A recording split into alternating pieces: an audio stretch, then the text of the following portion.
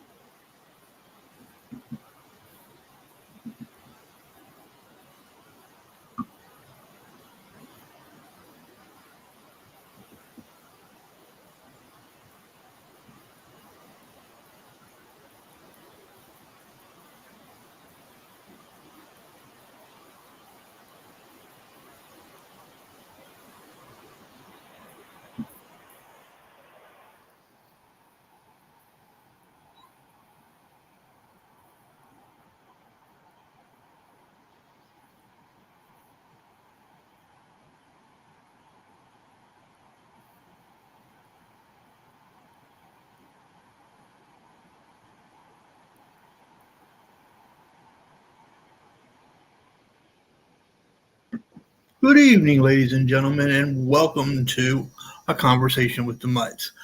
I'm your host, The Mutt. And I'm Mrs. Mutt. And tonight we are going to discuss lost treasures off of the East Coast. Now, this was a suggestion by one of our regulars. We have often invited you to send us suggestions, and Mac, who is late for class. What's that about? We had someone else in there in our chat, but I don't know where they went. I don't know if that was Mac or not. I don't know. But Mac is late for class. Unfortunately, he tends to run a little late. That's true, he does. I swear he has his own little time clock. I don't know. He's on North Carolina Mountain Time. Is that what it is? I do believe that's what it is. At least that's the excuse I give him. Mac, you're on chalkboard duty again, buddy, because you're late. You're gonna have to scrape the bottom of the tables and everything up there in the. You're gonna make him. Oh, this time you're gonna make him do the gum scrape. Yeah. Oh wow, Mrs. Mutt's being rough on him today. Anyway, we are going to discuss, like I said, the lost treasures of the East Coast. And unlike normal, tonight we have pinned the link to the chat at the top. So if you want to jump in the box and conversate with us, by all means, feel free to do so. Hold on a minute. Durko is here. I don't know who this is, but we're about to find out. Hello? Hello. Durka Muhammad Jihad. Durka Jihad? Durka Muhammad Jihad. Durka. I believe this is red. Durka. That's my snorts. You're giving me away, would you? Durka. Yes. Send me back my notes because I can't figure out where. We just sent everybody over here from our chat. We shut down and sent everybody over here. So he just wanted to go say hi. Cool. Durka, which in Japanese is thank you. Durka Muhammad Jihad for Israel. Assalamu alaikum. From the river to the sea, Israel shall be free. Don't be a reverse Brett. And shall we never forget our Sparky? Can you send them to True Mrs.? I don't know what I can send them to her. Not. I've got to get over to mine. You still there? Durka. I believe they bounced out. We had 5, now we're down to 3. Oh, that's okay. We will be back up again shortly. Don't know, babe. Don't see where you sent them here at all, to be honest. Looking. I don't see them, love. Are you sure you sent them to Celtic Mutt? At Gmail 1970 at gmail.com? Yes. I do not see anything from you. U.S. Department. Day Force. We are having technical difficulties today. I do apologize to you, good people, Durka, and everyone else. Hold on. Let me see. Yeah, babe. I don't see him. I don't see where you. And I've gone all the way back to the 17th. Yep, I don't see anything from. I'm looking. If I had thought about it, I could have just checked. Anyway, so while she is still looking, I am going to go ahead, I guess, and start the show. I wasn't intending to start it because she tends to have more actual, theoretical fact than I do. But, well, yeah, because I had wanted to at some point go into at least as far as the sunken treasure, the facts of the who gets what according to law. Right. This is what I get for marrying someone who is showing and then disappearing. I don't know though. Surprisingly, do you know what state actually has the largest number of their website of treasures off of their coast? Technically, this is not the East Coast. It is the United States, but it's Texas. That's surprising. Yeah, Texas and the Gulf of Mexico. Yeah, they do oftentimes get all those wonderful, wonderful hurricanes from the Gulf. It is believed that Texas has over 200 hidden treasures off of the Gulf. Some of these treasures were thought to be buried by famous outlaws and bank robbers. However, the treasures are assumed to be buried around the state. Louisiana comes in second, believe it or not, which again makes sense considering it's also right there on the coast. And our beloved Virginia comes in third, which also makes quite a bit of sense considering that Blackbeard is said to have, while he resided in North Carolina, he liked to raid the mouth of the Chesapeake. So therefore, he would bury his treasure here. Actually, you've been to the Lynn Haven River, yes? I don't know that I have. Yeah, it's right. It's not far from the Lynn Haven Mall. Yeah, I don't think I've been to the river. Well, he is said to have actually buried. There's an island in the middle of the river called Joyce Island, and he is said to have allegedly buried one of his treasures there. I did not know that North Carolina actually has his. Actually, they possess the Queen Anne's Revenge, which was Blackbeard's pirate ship. It was retrieved in the early part of the 1900s. Hello. Oh, we have 6 in the chat. No. Did you find it? Yes. Okay, good. I know where it is. Can you get to it? Yes. Good.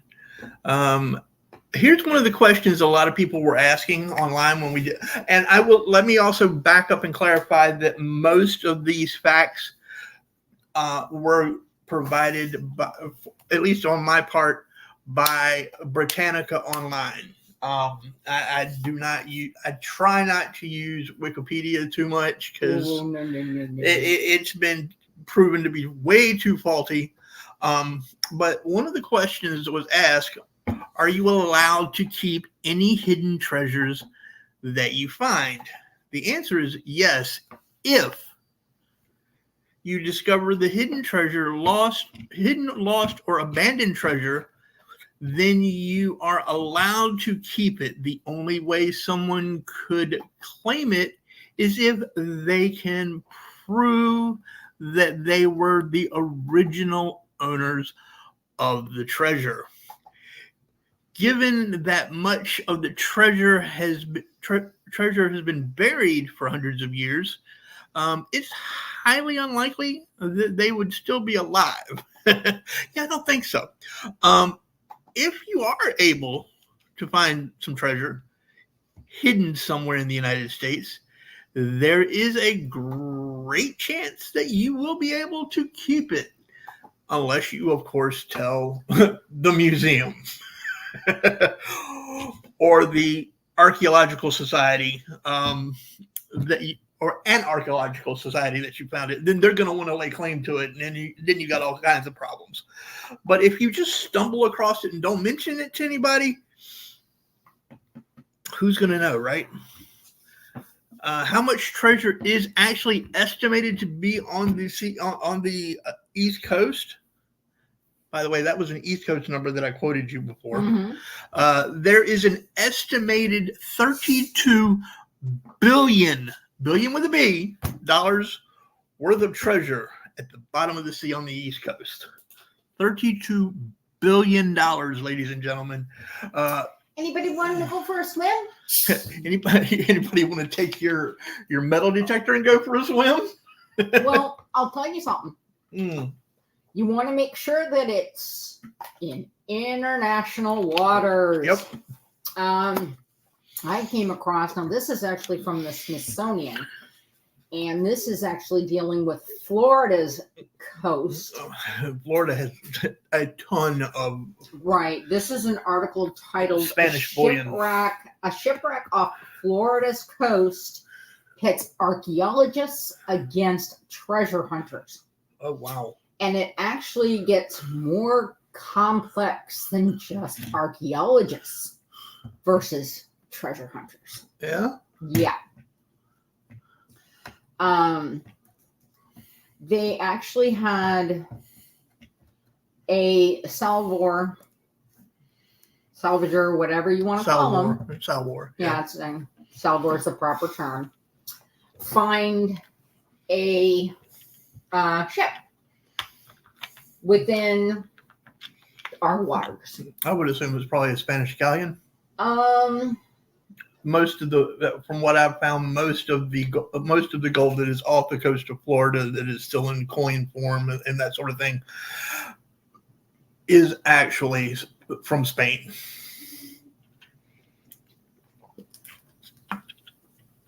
At least according to the articles that I read. Well, it does say nearly 3 million vessels lie wrecked on the Earth's ocean floor, from old canoes to the Titanic. And less than 1% have been explored. That's crazy, less than 1%. Now, in 2016, Bobby Pritchett, who is president of Global Marine Exploration in Tampa, announced that he had discovered scattered remains of a ship buried a kilometer off Cape Canaveral. Over the 3-year period, he and his crew had obtained 14 permits from the state to survey and dive a nearly 260 square kilometer area off the Cape. And over that 3-year period, they did this 250 days each year, backed by investor funds of claims $4 million US. Okay. It's hard. That's hard work. Crew members were up at dawn dragging dual booms, not that I know exactly what a dual boom is, with magnetometry sensors from their expedition vessels back and forth, day in, day out, month after month, year after year, to detect metal of any kind. They used computer technology. Princess Troll. Pritchett and his crew Charlie created Cheswick. intricate, color-coded maps marked with GPS coordinates of thousands of finds, including spent rockets, airplane shrapnel, and shrimp boats, all invisible under a meter of sand. Targets lay like an explosion of iridescent black, green, blue, and yellow stars on an image of the ocean. He says we would find a target, then go back and dive it, and move the sand to see what it was. We did that thousands of times until we finally discovered targets of historical importance. So you can see how much time, energy, and money they dealt with.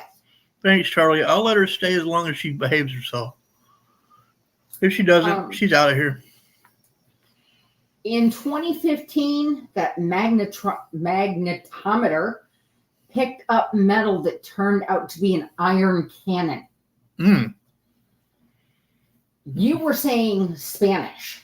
Mm-hmm. No. No? No. I said that's what I read. Right. This was not Spanish. Was it French? Yes. The divers blew away sand and discovered actually a precious bronze cannon with markings indicating French royalty. Not far off, they found a famous marble column marked with the coat of arms of France, known from historical engravings and watercolors. Hold on one second. Yeah, Charlie. Charlie, that much I know. I know you're a troll. Well, at least Princess admits she's a troll. I give right there in her name. I give her credit for that, but no, I knew Charlie was a troll. Yeah. But it's all good. So the discovery was cause for celebration. The artifacts indicated that they had found the wreck of La Trinity, a 16th century French vessel that had been at the center of a bloody battle between France and Spain that changed the fate of the United States. Then the legal storm began. Of course. Between GME and Pritchett, pitted against Florida and France. I told you it wasn't just the Salvors and the archaeologists. No, but we'd also talked about this prior to the show. Right, I discussed this one with you. Mm-hmm. So now you have Pritchett saying, well, it belongs to me because I found it. So I should be able to sell off the artifacts. You have the archaeologists saying they're artifacts. They're pieces of history, therefore they belong to us. We should be able to salvage them, take care of them, and put them in museums. And you have the French saying that's our ship. We own that ship because we sailed it. It's ours to handle. So, and actually it's tied to the history of three nations, France, Spain, and the U.S. I think my point would be, do they have Spanish pieces of 8? Do they have French doubloons? Or do they have American gold coin? Depending on what was on the boat would determine which country could actually lay claim to it. Would be my opinion. Okay, but we don't know. They have not told us anything about currency on the ship. Right. They've told us about the cannon and they've told us about the column. Point taken. But I'm saying if they were to find anything like that. Right. I'm going to skip down to this paragraph and actually read it. In the world, quote, in the world of ships and treasures, there's really no better story than La Trinité, agrees archaeologist Chuck Meade, M-E-I-D, Director of Archaeological Maritime Research at the St. Augustine Lighthouse and Maritime Museum in St. Augustine. Hey, Princess Troll, if you're signing checks, We can make it out to the Mutts American Mosaic, and we'll go ahead and cash it. And then you just need to send it to our P.O. box, which I will give you after the show. Just saying. As long as it's it has to be a good check, though, because if it bounces, I'm going to be really upset. Anyway, go ahead, babe. Apparently, Mide led a 6-week expedition sponsored by the state and federal governments in 2014 to try to find La Trinity. The ship has fascinated him since he first heard about it in 4th grade. Quote, it is critical to the origin story of Florida and thus America. It's also the first example of a group that faced religious persecution in Europe coming to America to seek freedom. La Trinity has been on everybody's mind for years. Let's see here. La Trinity actually set sail for what is now Florida in 1565, a full century before the Pilgrims landed on Plymouth Rock. I know. They go to Plymouth Rock, they overlook Jamestown. I don't understand it. Plymouth Rock was after Jamestown. Chapter 2. Yes. Sorry, that's a sore point for me because let's face it, folks. Jamestown, Virginia, and the settlement at Jamestown was in 1604. 16 years this before. Is 40 years before Jamestown. Yeah, 40 years before Jamestown. Yeah.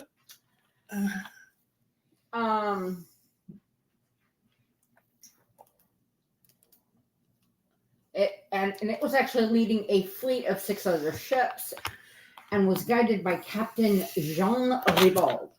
Ribault,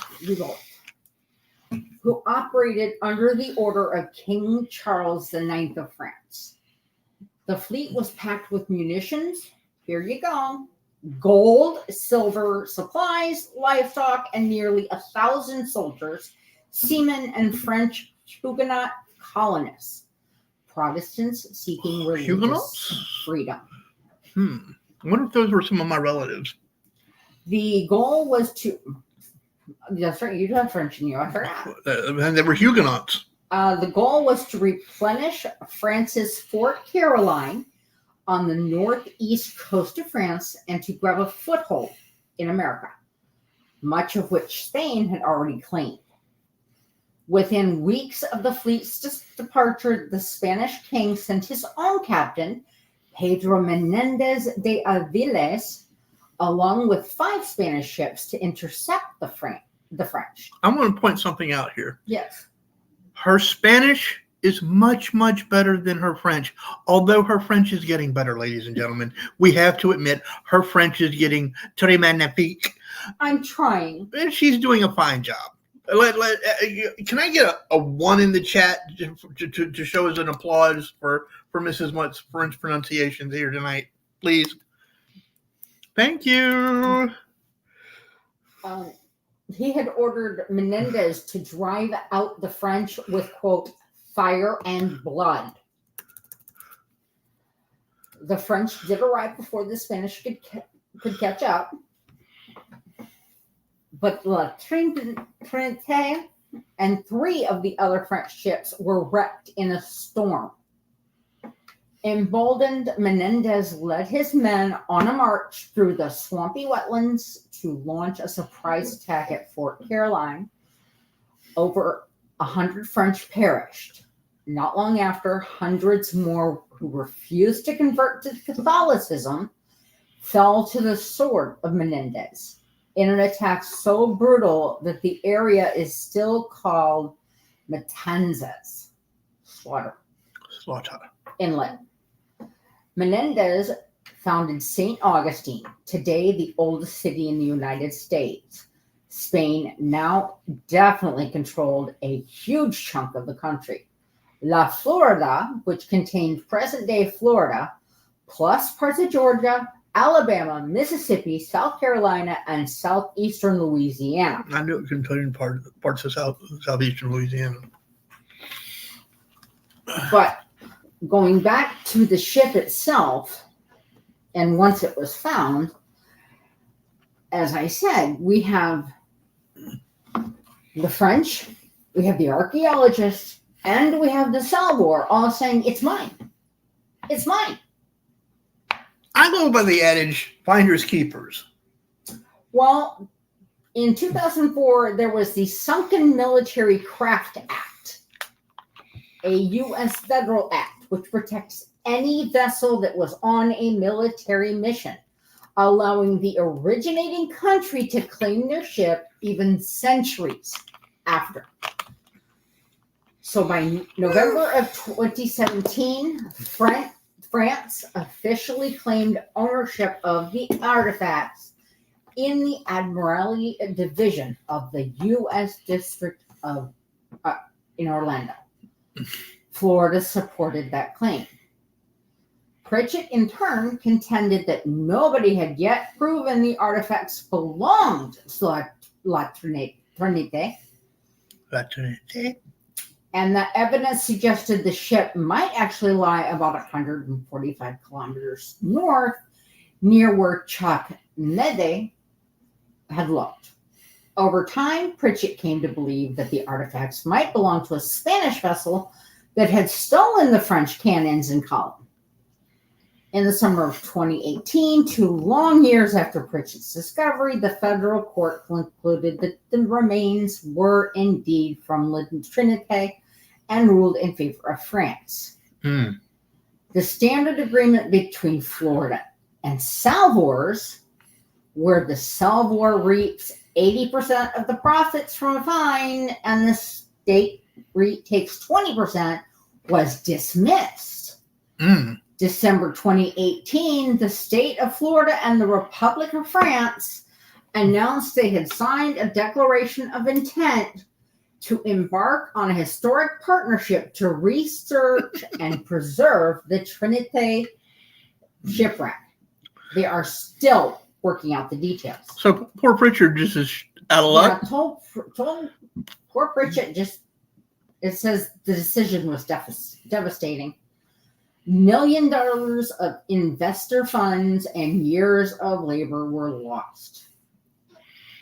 But this is far from the first time a Salvor has lost rights to a discovery.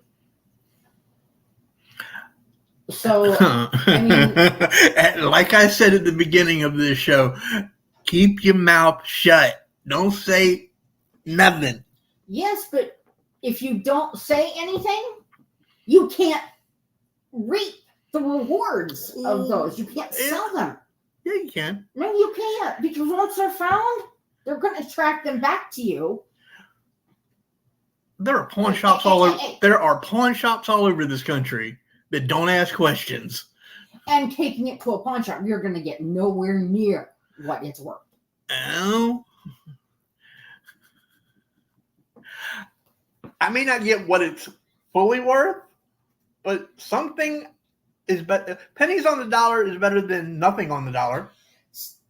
Salvors like Pritchett protest that archaeologists are willing to let ships decay in the dark deeps. And what if part of the appeal is a gargantuan cache of coins and gold? Pritchett makes no bones about the fact that the potential profit of treasure hunting historical finds is a powerful lure.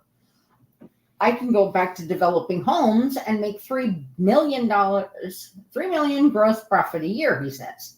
But I could go out and find one ship that's worth $500 million. Mm-hmm. Yep. Yep. He actually goes on to state, I'm just looking for it here, that because of this, he has now decided that when he goes salvaging, when he goes to salvage, he goes out into international waters. Yep. If you go out in international waters, that's fair game. Fair game. And there's plenty out there. Yeah, he is refocusing on wrecks that exist beyond the reach of such regulations. Mm-hmm. A smart man. Smart man. I'm going out to international waters next time where local governments can't interfere. That's a direct quote. You were talking. Since we were talking about Florida, and I did say it was Spanish. Mm-hmm. I found the article. The question was, is there still gold off the coast of Florida? The answer is yes. Treasure is still to this day found all the time along Treasure Coast. Most of it's literally a stone's throw from the shore in 10 feet of water. Sometimes it washes up onto the beach, and handheld metal detectors can reveal gold, silver, and other artifacts. So yeah, there is still some Spanish gold out there. Were you finished with your section? I was finished with that article. Okay.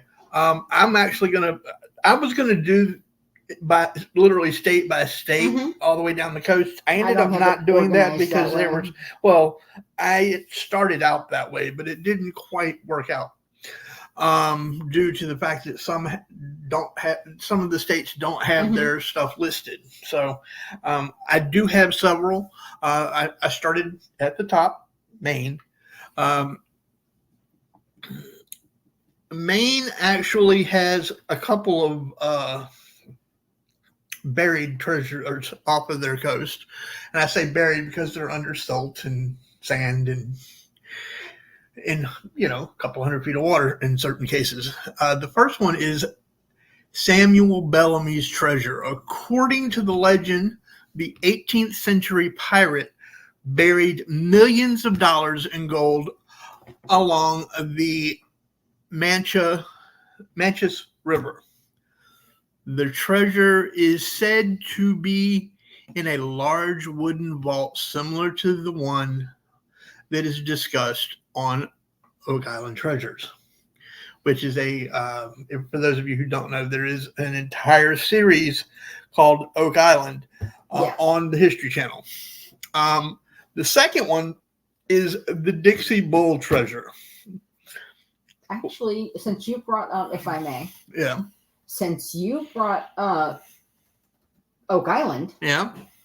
Blackbeard is Edward Peach or Thatch, whichever. Right. Is at least rumored to have buried treasure there as well as several other places. Oh yeah. I get into Edward in just a little bit. Okay. I'll wait until you get to him and then I'll give you what I got. The Oak Island I've watched that series. I've watched part of it. I haven't watched all of it. Dixie Bull's treasure is another one that's in Maine. Legend says that Bull buried treasure on Demarva's Cove Island and Cush Island. Bull was a pirate who raided ports along the Maine coast, including Pimlico. Captain Kidd's treasure is another one. Some say that Kidd's treasure is hidden in a cave on an island where spirits are said to protect it. Others say that the Kidd's treasure is in a saltwater lake on Damariscotta Island, which is said to be bottomless. The water surrounding it. There's a sunken schooner off of the coast of Maine. A Maine company is seeking ownership of a schooner that sank in the 1890s about 6 nautical miles off the coast of Bar Harbor. Bahaba. I have to say it the way they say it because I lived up there for so long. It's Bahaba. Yes, Bahaba. For those of you from New England, there you go. That's about as close as I can get. The schooner The schooner transported granite. Wait a minute. Maine is not the granite state. Wait a minute now. New Hampshire is the granite state. Anyway, transported granite from quarries in the state. Who knew? Maine's rugged coast and more than 4,000 offshore islands have been the final resting place for nearly 1,000 fishing vessels, warships, and passenger steamers over the course of the last several centuries. Massachusetts has its own history of sunken treasures, which doesn't surprise me at all. Captain Black Sam Bellamy had a notorious reputation for making his vast treasure in the slave trade around the Caribbean Sea, as well as robbing 54 ships and commandeering many of them, according to The Travel, which is a historical magazine that comes out of Massachusetts. So where can you see some of these ships? The Wadea Pirate Museum in West Yarmouth on the Cape. That's Cape Cod, by the way. You can see thousands of items from the Wadea, according to the museum. A massive storm raged off of Cape Cod in April of 1717, with fierce winds and towering ocean waves that's when Black Sam, that is what they called him, and his small fleet of stolen ships filled with cargo and incredible treasures sank and were lost forever. That is until 2014, when the Wadea was discovered nestled within the ship and on the ocean floor were silver and gold coins, ivory, and pistols. Rumor has it that there was also a box of jewels with a ruby as large as a hen's egg. I've actually heard about that. I actually had heard about that. As large as a hen's egg? Yes. One ruby that was as large as a hen's egg. Now the question is, was that a medium grade egg, a large grade egg, an extra large, or an extra large? I wanted as large as an ostrich egg. You're greedy. I'll take one. Look, girl, I'll take one of the little ones. I ain't even. I just want to see one as large as an ostrich egg, so I can see the light sparkle through it. There you go. Now, the next state that we were able to cover was Virginia. For Virginia. Virginia has had its fair share of pirates. As I said earlier, Edward Teach, a.k.a. Blackbeard, while he did reside in North Carolina for a time, did like to wreak havoc, if you will, in the Chesapeake Bay. A letter written in 1750 by a pirate named Charles Wilson to his brother described burying 10 iron-bound chests of gold, silver, and diamonds and jewels in a secret location near. And here we go. We're going to bring back some of the memories of some of the previous shows. Chincoteague Island. It was hidden treasures near Chincoteague. The hidden treasure near Chincoteague Island is another one. So Chincoteague apparently has two. I have an interesting quote. Okay. Of his treasure, which was considered based on his pillaging, he once said, quote, "Nobody but myself and the devil knew where it was, and the longest liver should take it all." Wow. So his brother was the devil then? It just says the devil. According to this, it said it was a letter to his brother. Then you're saying that he said that only he and the devil knew where the treasure was. So my assumption would be that the devil was his brother. Hidden treasure near Chincoteague Island. A legend claims that there is a hidden treasure buried at the head of the third creek north of the second inlet above Chincoteague. And if you've ever been there, yes, that makes sense. There are multiple small lakes that feed into the ocean and inlets all over the place. The treasure is said to be buried between 3 cedar trees on a bluff facing the Atlantic Ocean. Well, I wonder if those cedar trees are still there. Oh, wow. Here we go. Here's Blackbeard. Blackbeard actually ties into both Virginia and North Carolina. According to legend, Blackbeard... I'm sorry, that was Blackbeard I was talking about. According to legend, Blackbeard, the notorious pirate, buried his treasure somewhere on the shores of what is now known as First Landing State Park in Virginia Beach. However, the treasure has yet to be found, and it is debated whether it ever even existed. Holes have also been dug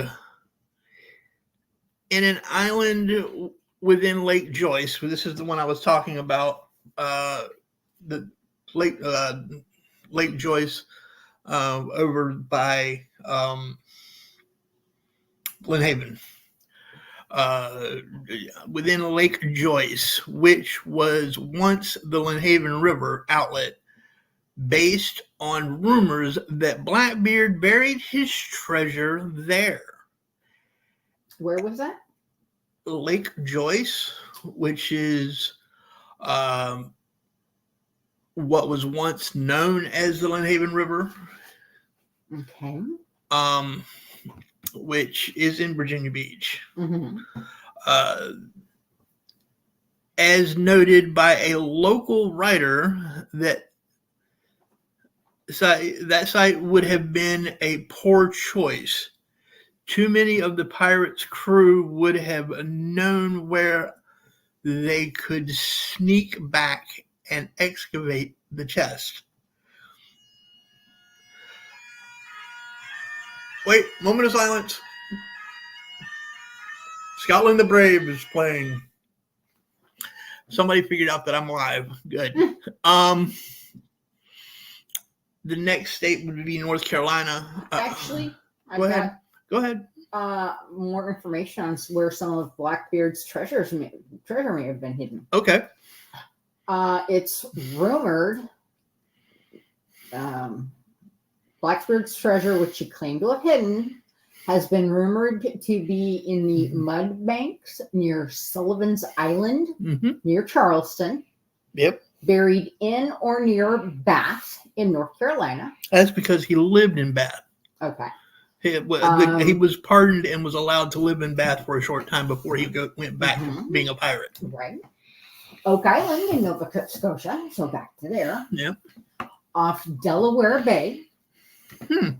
On Tangier Island, that's someplace we've talked about going in the Chesapeake, and in numerous other locations along the East Coast and the Caribbean. If we're gonna go search Tangier for Blackbeard's, I'm not saying we're searching. Well, hold on. I am. If we're gonna do that, we better go quick because Tangier is getting smaller every year, so it could well now be underwater. To many scholars, the idea of buried treasure is ludicrous, despite Blackbeard's clear intent of increasing his share by reducing his crew and his statement that only the devil knew where his loot was hidden. That would certainly lead one to infer that it was hidden somewhere. Well, Blackbeard was notorious for allegedly. We're going to say allegedly. Mm-hmm. Obviously, I wasn't You there. didn't know him personally. I didn't know him personally. I'm not related to him. Oh my God! Someone you're not related to. Okay, there we go. Inside joke for those of you who. He's related to everybody in Virginia. I swear. No, I'm not. It feels like it sometimes. No. And which now makes me related to everybody. That's right. But Edward Teach, Blackbeard, whatever you want to call him, was notorious for when he would bury his treasure, at least according to the story, to taking one of his captives, cutting out his tongue so he couldn't talk, and making them making them dig, and stay with the treasure, and stranding the person there to watch the treasure. Obviously, if he were found, he couldn't tell anyone. He couldn't tell anybody because Teach had cut out his tongue. But if he could write, he could tell. How many people could write back then? Yeah. Now, as far as North Carolina is concerned, there are many sunken treasures off the coast of North Carolina. And I hope Mac is hearing this because I know that he is in North Carolina. I'm not saying where, but I know he's in Carolina, including ships carrying gold and other valuables. The pirate ship Queen Anne's Revenge, for example, which was pirated or owned and stolen by one Edward Teach, which is now owned by the state of North Carolina. They found it, and it is now in, I'm not sure what museum it did. I never did find an article that told me where it was in North Carolina, but it is there. Blackbeard's pirate ship ran aground in 1718 in the Beaufort Inlet Shoal.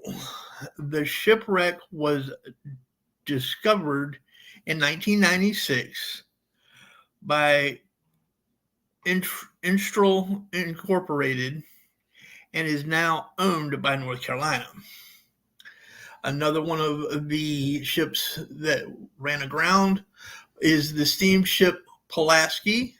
The ship exploded, actually, in 1838, and explorers have found hundreds of gold and silver coins from the ship's cargo.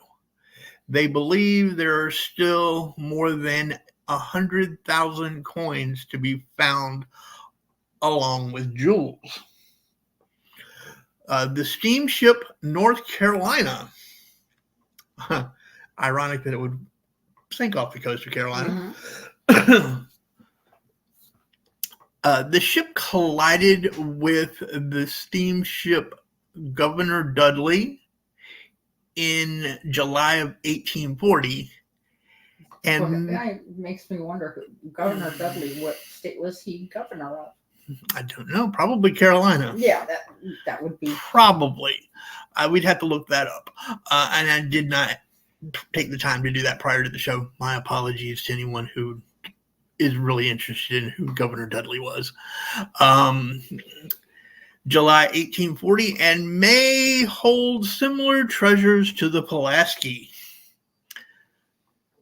Now, the North Carolina Underwater Archaeological Branch has a database of around 5,000 shipwrecks lost in North Carolina waters. So if you want, and I believe North Carolina is one of the very few states that if you find it, it's yours. It's yours. There are. I did find an article, and I couldn't find it when I went back. I did run across an article that stated that there were like 6 states that if you find it, it's yours. And I Finders believe, keepers. yeah, basically. And I believe North Carolina was one of them. If I'm incorrect on that and somebody finds that, please let me know. I will happily take the correction. You know that finders keepers Losers, weepers. ruling, let's put it that way, Right. makes me wonder how it would apply to this case. I'm sure a lot of our viewers, listeners, a lot of our audience are familiar with this particular treasure. I'm going to mess up the name, but it's from the Lufthansa heist loot. Lufthansa heist? Yes. If anyone has watched Goodfellas, Hello, D. I'm sorry they know about this heist. Oh, this is the one that you were telling me about that's based off of good. Okay. All right, go ahead. No, it's not based on it happened. No, what I'm saying is that's what I'm saying. The movie is based on this heist. Well, this heist is part of the movie. Okay. It's all right. part of what happened. I got you. On the 11th of December is 1978. The Lufthansa terminal at JFK Airport on Long Island was robbed of an estimated $5 million in cash and 875,000 in jewelry by thieves working for the Lucchese crime family of New York. So this is a mafia hit, folks. Oh. The robbery Heist. was yes. Not a hit. Not a hit, a heist. Pardon me. The robbery was a central part of the film Goodfellas, which more or less depicted its aftermath accurately. Its chief planner, Jimmy Burke, began a campaign to kill most of the other people involved in the robbery in order to keep as much of the loot as possible after paying the necessary tribute to the bosses who okayed the theft.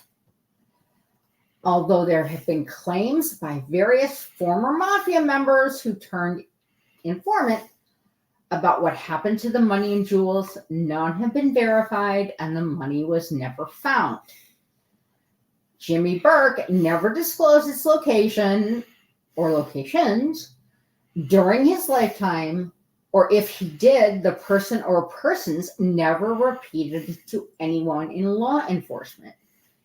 In the days immediately after the crime, wiretaps led investigators to suspect the money, or at least part of it, was buried on properties frequented by Burke's crew, but they were unable to get enough evidence to obtain a search warrant.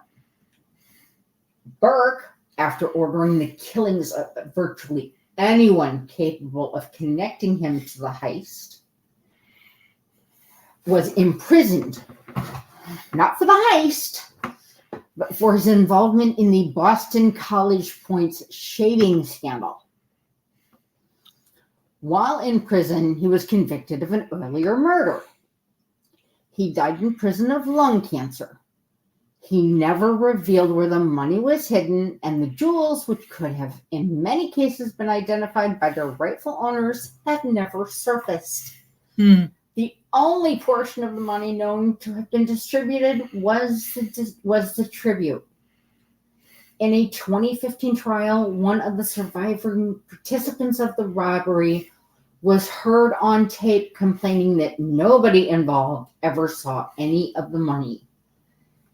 In 2014, a former mob member and then informant claimed that some of the money was placed by Burke in a safe deposit box, with the key put into the hands of Burke's two daughters. Burke's son-in-law, Anthony Indelicado,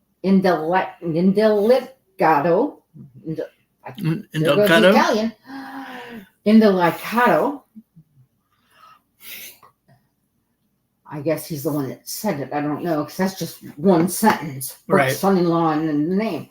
According to the tale, the mob used one daughter to finance a planned animated movie, which was never made. And once the box had been opened, it was easy to routinely remove chunks of the cash, most of which was lost in gambling casinos. Law enforcement personnel familiar with the case and the alleged participants considered the story to be completely false. So it's still out there somewhere. Cash and jewels totaling almost $6 million and possibly more now, given the price of gold and silver today in comparison to 1978. Whoever knows where it is, if anyone does know where that most of the criminals involved are dead, isn't talking. Although most of the bills would now be treated with suspicion due to changes in the appearance of American currency, they do remain legal tender. Somewhere, probably around New York or New Jersey, is a pile of stolen, but entirely untraceable cash exceeding $4 million, since some of it was a tribute and some undoubtedly spent by Jimmy Burke. I just take that's easy. You just take it to the bank and have them exchange it for current day currency. Deposit in an account. Yeah. And then go to the ATM and withdraw it. Well, you're not going to withdraw $4 million from No. it. I'm talking, and you in don't small deposit amounts. $4 million. In small amounts. Yep, you're deposit right. Deposit 1,000, take out. Yeah. A little here, a little there. Yeah. Yep. That's pretty much how that would work. There's a debit card here and there. Yeah, that's pretty much how that would work. Now the thing with the jewels is nowadays they laser print serial numbers on them. Mm-hmm. So small that you can't. 1976? Yeah, I know. That's what I'm saying. 1976, not so much. But nowadays you actually have to damn near have a microscope to see them, but they're there. But in 76, nah. Mm-hmm. Nah, there was no such animal. You figured, I was 4 years old in 1976. Wait, let's find out. I'm going to Google this for us, folks. What? Not to give away my age, but I was little in 1976. Would 4 million in 1976? Just converters. In 1976. Be worth today.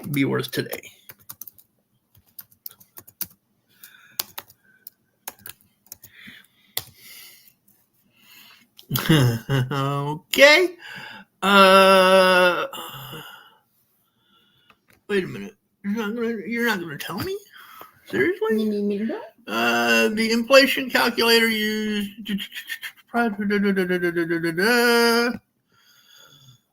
1 million in 1960. Yeah, you do it because it's giving me everything but what I'm asking.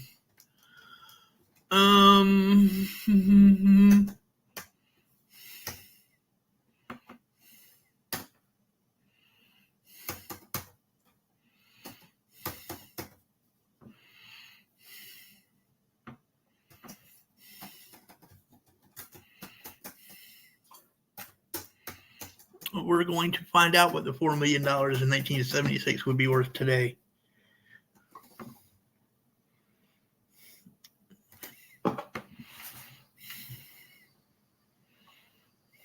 Value.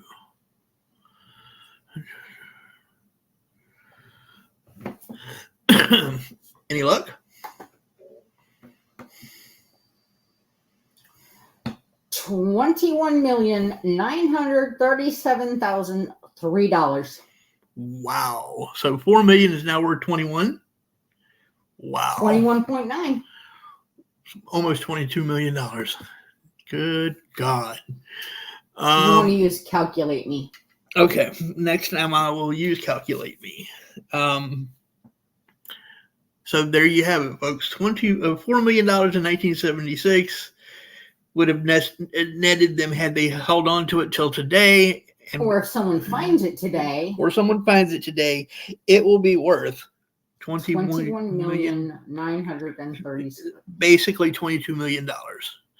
Rounded up, or if you round up I slightly. don't know if it would be worth it because you walk in with $4 million. I don't think you're gonna cash it in for 21 million. I think you're still gonna have 4 million walking in. Yeah, okay.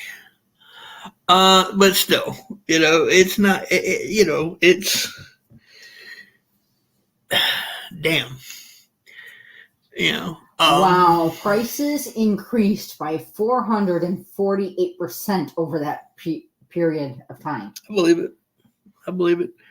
I can remember as a kid when gas was 85 cents a gallon. Fill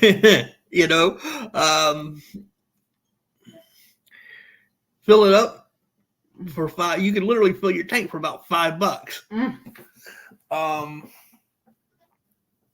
So I mean, it's not been that horribly long ago that those were, but we're not going to get into that because that's going to lead me down a rabbit trail that I don't want to go down.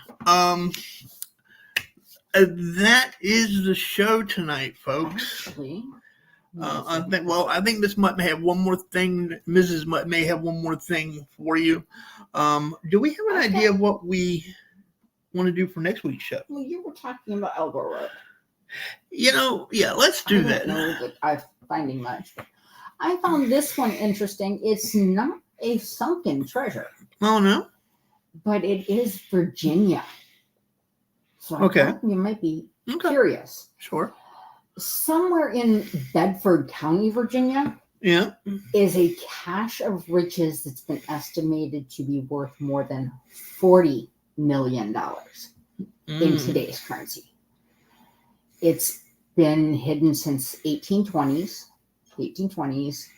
and it's described in a ciphered document that was decoded, by the in Declaration the late 1870s. With the Declaration of Independence.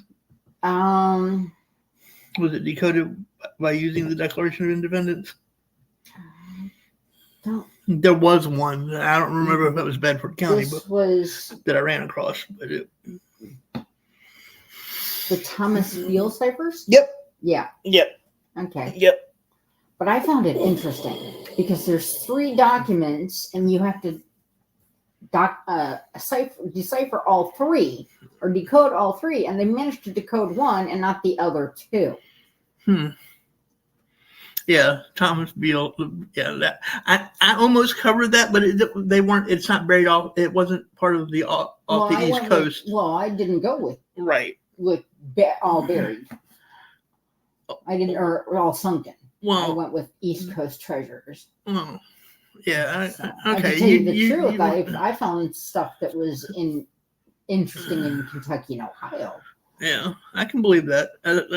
I know that I didn't cover the lost treasures of Richmond, which was from the Civil War. While what was it? I can't think of it. It was a bunch of raiders. It was a group of raiders, and while Jefferson Davis was escaping the Union, these raiders took what would be roughly probably 20 million today in gold doubloons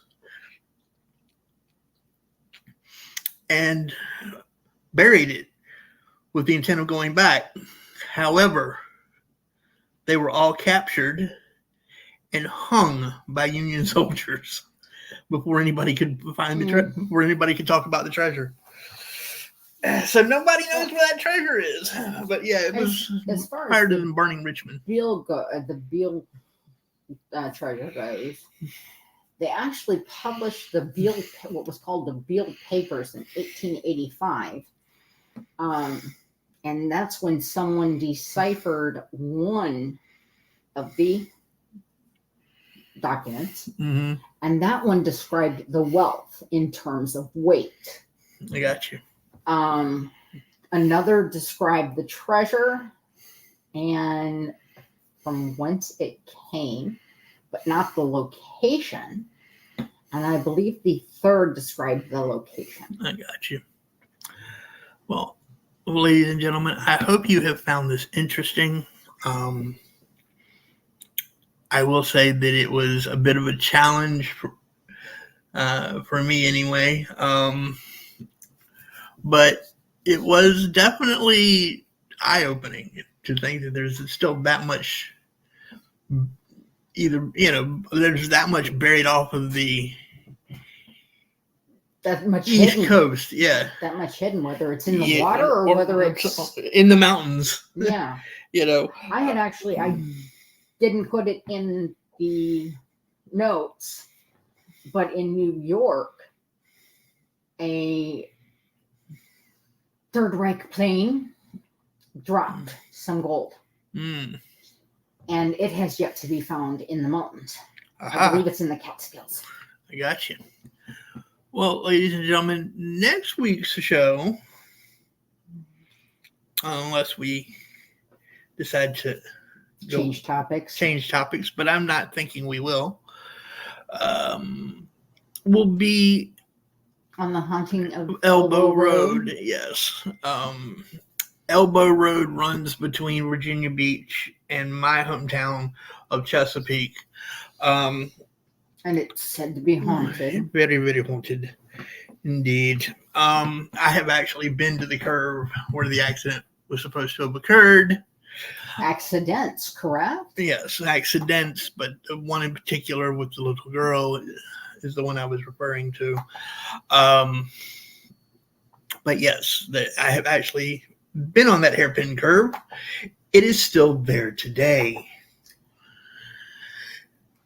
And if I get the opportunity, we may go take a picture of it. Perhaps. I don't know yet. But if any of you who catch this later want to drop us an email with a show suggestion, we, as is proof by tonight's show, are willing to discuss them as long as they pertain to U.S. history in some way, manner, shape, or form. Our email, which email do we want to give them of? We want to give them, which one? CelticMutt2024@gmail.com. That's fine. Yeah. Our joint email for the show is CelticMutt2024@gmail.com, as I just stated. You can leave the show suggestion in the header, if you would, in the subject block, and then tell us. Say show suggestion, or say in the subject line. Yeah, in the subject line, put that's probably a better idea. Put show suggestion, and then put down in the body of the letter or the email, put down what you want us to discuss. And again, pretty much, as long as it pertains to U.S. history in some way, manner, shape, or form, we will do our best. Well, we have done things that weren't necessarily history, just tied to the U.S. That's true. That's true. We did do the what? Yeah, that's the one. The Chincoteague ponies, which but that's not really history either. But roadside attractions for roadside attractions. Yes. Well, that really is kind of Americana. Which is that's kind Americana, but not necessarily history.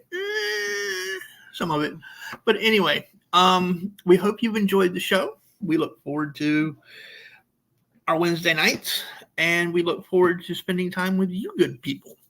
Definitely. Please leave a like down in the chat or please leave us a like. And if you had the opportunity, please share this. It does help get the show out to more people, which is what we hope to do. And until next week, we will see you then. Have fun storming the castle.